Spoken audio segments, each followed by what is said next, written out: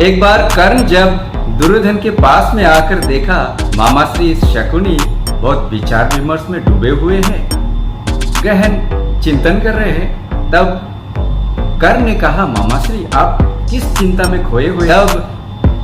तब दुर्योधन ने मजाक करते हुए कहा, कहाँ चला गया? इन्होंने उसकी सुरक्षा को ध्यान में रखते हुए उसे गंधार भेज दिया है। और तब मामा श्री शकुनी ने कहा, जब युद्ध उस पार खड़ा हो तब हंसी ठिठोले नहीं करना चाहिए, सोचना चाहिए, सोचना।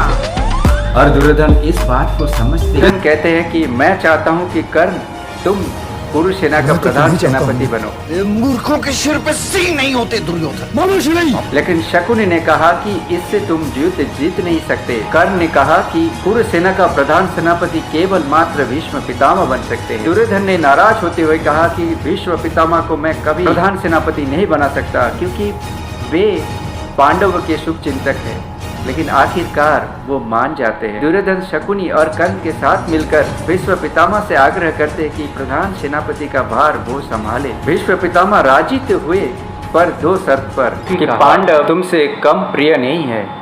मैं उनका प्रतिदिन 10,000 सेना का वध भी करूं, परंतु अर्जुन फिर अर्जुन है, वो मुझे परास्त भी कर सकता है और मेरा मौत का कारण भी बन सकता है। अंगराज भीष्म पितामह को रोकते हुए कहा, अर्जुन के शव पर मेरा अधिकार है।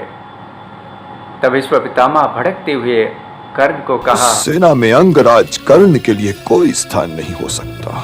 जिस सेना का सेनापति मैं हूँ दुर्योधन। ये बात सुनकर दुर्योधन कुछ कहने वाला था कि कर्ण ने उसे रोक लिया और कहा, भीष्म पितामह को होते हुए तुम्हें मेरी आवश्यकता नहीं होगी, परंतु मैं तुम्हें वचन अवश्य देता हूँ कि वे अगर वीर गति को प्राप्त हो जाए तो मैं धनुष बाण लेके जरूर पहुंच जाऊंगा।